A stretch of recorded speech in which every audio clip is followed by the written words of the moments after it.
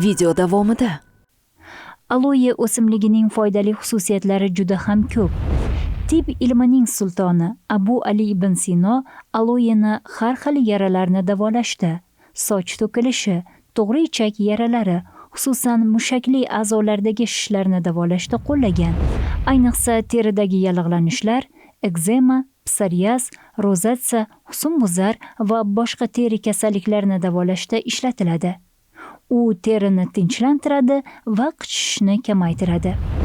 Qadimgi tabiblar aloeni o'lmas o'simlik deb atashgan. Tarkibida aloe bo'lgan ko'z tomchilari konyunktivit, blefarit, miyopiya, keratit kabi ko'z kasalliklarida samarali yordam beradi. Bir so'z bilan aytganda, aloe vera juda ko'p tibbiy va kosmetik foydalari bo'lgan bebaho o'simlikdir. Kanalimizga obuna bo'ling.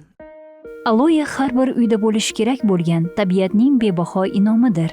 U nafaqat dekorativ, balki davolovchi xususiyatga ega bo'lgan shifobaxsh tabiiy o'simlik hisoblanadi. Uning to'liq nomi aloe vera bo'lib, asosan salomatlik va go'zallik sohasida ishlatiladi. Aloe ko'p yillik, barglarida suv saqlaydigan o'simliklar turkumiga kiradi. Uning foydalari bir necha ming asrlardan buyon isbotlanib kelinmoqda. Dastlab qadimgi misrliklar aloening shifobaxsh xususiyatlarini kashf qilishgan va bu haqda birinchi eslatma miloddan avvalgi 2-ming yillikka to'g'ri keladi. Bu hayratlanarli, chunki shuncha vaqt davomida aloe o'z xususiyatlarini yo'qotmadi. Aksincha, asrlar davomida insonlar salomatligi va go'zalligi uchun xizmat qilib kelmoqda. U turli xil kosmetik mahsulotlar va ozuqaviy qo'shimchalarda keng qo'llaniladi. Asl vatani Afrika bo'lgan bu o'simlik asosan tropik va subtropik mintaqalarda o'sadi. Yer yuzida uning qariyb 180 xil turi ma'lum. Yurtimizga bir necha asrlar oldin kirib kelgan. Hozir diyorimizda aloening turfa turlari mavjud. U manzarali va shifobaxsh o'simlik sifatida xonadonlarda o'stiriladi. Aloening tarkibi A, E, S va B guruhi vitaminlari, foliy kislotasi, kalsiy, magniy, temir, mis, selen, sink va boshqa mineral moddalar hamda 20 ga yaqin aminokislotalardan iborat. Shuningdek, uning tarkibida immun tizimini qo'llab-quvvatlashga, teri va oshqozon ichak faoliyatini yaxshilashga yordam beradigan polisaxaridlar ham mavjud. Aloe o'simligining foydali xususiyatlari juda ham ko'p. Birinchi navbatda u har qanday xona o'simligi kabi havoni tozalaydi. Undan og'riq qoldiruvchi vosita sifatida foydalanish mumkin. Ushbu o'simlik yallig'lanish jarayonlarida, shu jumladan og'iz bo'shlig'i kasalliklarida ishlatiladi. Ovqat hazm qilishni yaxshilaydi, hujayra regeneratsiyasini tezlashtiradi, immunitet tizimini mustahkamlaydi, yurak-qon tomir kasalliklarini oldini oladi.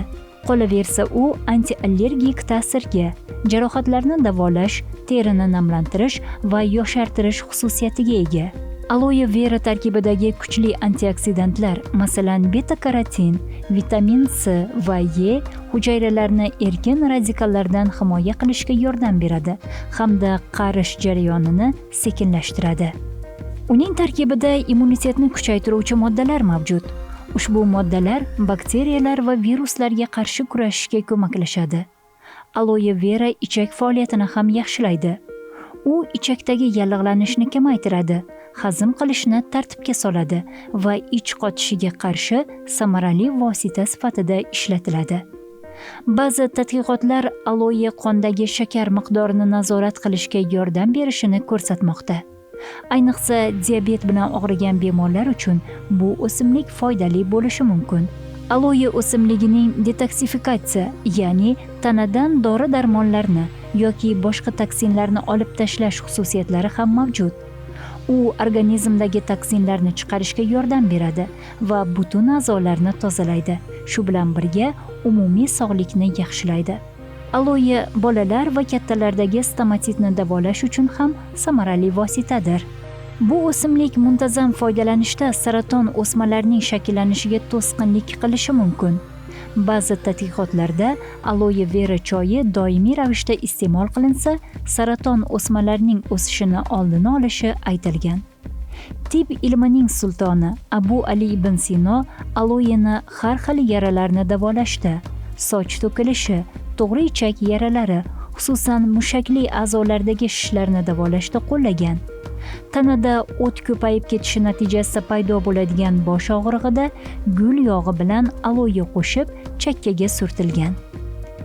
Ruhiy va asab kasalliklarida, ko'z va uning atrofidagi teri xastaliklarida, me'da-ichak, xususan to'g'ri va yo'g'on ichak dardlariga malham sifatida ishlatgan. Oshqozon va 12 barmoqli ichak yarasini davolashda doimo aloedan foydalangan. Jigar yallig'lanishda aloe yeyish dardga davodir. Unga teng miqdorda asal qo'shib, qaynatib ichilsa, bemor tuzaladi deyilgan. Aloe vera muntazam ravishda iste'mol qilinsa, ichak va ovqat hazm qilish tizimiga ijobiy ta'sir ko'rsatadi. U gemoroy va qabziyat kabi ichak muammolarini oldini olishga yordam beradi. Shuningdek, oshqozon va buyrak salomatligini qo'llab-quvvatlaydi. Aloe bargidan olib quritiladigan shira sabur sifatida ishlatiladi. Xalq tabobatida aloe bargidan va uning shirasidan turli kasalliklarni, oshqozon va 12 barmoqli ichak yaralarni, o'pka silini va boshqalarni davolashda, ovqat hazm qilish tizimini yaxshilashda foydalaniladi. Uning tarkibida bakteriyalarning ko'payishini oldini oluvchi modda borligi sababli ari chaqqanda, terini pichoq yoki boshqa narsa bilan kesib olganda yiringlab ketmasligi uchun aloe bargini o'rtasidan uzunasiga yorib, dardmand joyga qo'yib bog'lanadi. Aloening bargi arining zahrini ham ketkazadi. Bu o'simlik tarkibida yallig'lanishga qarshi moddalarning ko'pligi sababli u og'riqlarni kamaytirishda ham samarali ta'sir ko'rsatadi. Ayniqsa teridagi yallig'lanishlar, ekzema, psoriaz, rozatsiya, husnbuzar va boshqa teri kasalliklarini davolashda ishlatiladi. U terini tinchlantiradi va qichishishni kamaytiradi. Ushbu o'simlik tarkibida terini namlantiruvchi va shifo beruvchi moddalar ko'p. Shu bois aloe terining qurishini oldini olishga va chuqur namlantirishga yordam beradi hamda elastikligini oshiradi. Bundan tashqari, teri ustidagi shikastlar va yara izlarini kamaytiradi. Kuygan terini davolashda ham aloe o'simligidan keng foydalaniladi. Shu o'rinda uning kosmetologiya sohasidagi foydalari haqida to'xtalib o'tsak, vitaminlar, mineral kislotalar va boshqa foydali moddalarning tarkibi tufayli aloe vera teriga ijobiy ta'sir ko'rsatadi. Uni namlik bilan to'yintiradi, silliq va elastik qiladi. Shuning uchun ko'plab qarishga qarshi kremlarning tarkibida aloe mavjud bo'ladi. Dermatologlarning aytishicha, tarkibida aloe bo'lgan kosmetik vositalar husnbuzar va toshmalarning davosi hisoblanadi. Kosmetolog va shifokorlar aloeni bakteriyaga qarshi kurashuvchi va namlovchi xususiyatlari uchun qadrlashadi. Bu shifobaxsh o'simlik terining yallig'lanishini tezlashtiradi. Uni tarang, yumshoq va elastik bo'lishini ta'minlaydi. Shuningdek, aloe quyoshdan himoya qiluvchi kremlarning bir qismi hisoblanadi. U sovutish effekti tufayli oftob urishini davolashga mo'ljallangan mahsulotlarda ham mavjud. Bundan tashqari, aloedan terini tozalash uchun muhim bo'lgan niqoblar, skrablar, pilinglar ham tayyorlanadi. Siz ularni tayyor holda sotib olishingiz yoki o'zingiz tayyorlashingiz mumkin. Chet el mutaxassislarining fikricha, teri va sochlar uchun aloedan boshqa hech qanday vositalar kerak emas. Yorqin va silliq sochlarga ega bo'lishda ham aloening o'rni katta. Ushbu o'simlik sochlardagi qazg'oqlarga qarshi kurashda samarali yordam beradi. Aloe vera ekstrakti sochlarni namlantirish va ularning yaxshi o'sishini rag'batlantirish uchun ham ishlatiladi. Shuningdek, sochingizni silliqlashtiradi, o'lik hujayralarni yo'qotadi va soch follikulalarini rag'batlantiradi. Bu esa soch o'sishini tezlashtiradi. Shu bois aloe terapevtik shampunlar, niqoblar va soch balzamlari tarkibiga ham qo'shiladi. Aloe vera ekstrakti bilan muntazam chayishlar esa sochlarni yumshoq hamda ipakdek qiladi. Qadimgi tabiblar aloeni o'lmas o'simlik deb atashgan. Ammo uning ham foydalanish mumkin bo'lmagan jihatlari bor. Masalan, homilador ayollarga, o'tkir diareya yoki o'tkir oshqozon ichak kasalliklari bor bemorlarga, 3 yoshgacha bo'lgan bolalarga, gemoroy, ya'ni bavosil bilan og'riganlarga, jigar kasalligiga chalinganlarga, surunkali yurak yetishmovchiligi bor insonlarga aloe o'simligining iste'moli mumkin emas. Shu o'rinda aloe sharbati haqida ham 2 og'iz so'z. Aloe sharbati bu aloe vera o'simligining bargidagi shaffof gel yoki suyuqlikdan tayyorlangan tabiiy ichimlik bo'lib, sog'liq uchun juda ko'p foydali xususiyatlarga ega. U an'anaviy tabobatda ham, zamonaviy sog'lom turmush tarzida ham keng qo'llaniladi. Bu sharbat tibbiyotda o't haydovchi, ichni bo'shatuvchi, darmon kirituvchi va yaralarni tez tuzatuvchi vosita sifatida qo'llaniladi. Aloe sharbati og'riqni yo'qotish, yallig'lanishga qarshi ta'sir ko'rsatish, qon aylanishini yaxshilash, ichak mikroflorasini tiklash kabi shifobaxsh xususiyatlarga ega. Aloe vera sharbatining sog'lik uchun foydalari ko'p bo'lsa-da, biroq uni me'yordan ortiq ichmaslik kerak. Chunki u oshqozon va ichaklarda yengil noxushliklarga olib kelishi mumkin. Tarkibida aloe bo'lgan ko'z tomchilari konjunktivit, blefarit, miyopiya, keratit kabi ko'z kasalliklarida samarali yordam beradi.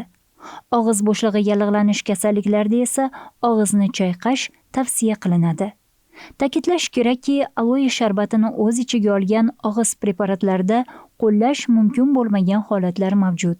Shuning uchun ularni ishlatishdan oldin shifokor bilan maslahatlashish tavsiya etiladi. Aloedan tashqi foydalanishda deyarli hech qanday qarshi ko'rsatmalar yo'q, ammo hamma narsa me'yorda bo'lgani yaxshi. Shu o'rinda sizda aloe qanday ishlatiladi degan haqli savol tug'ilishi mumkin.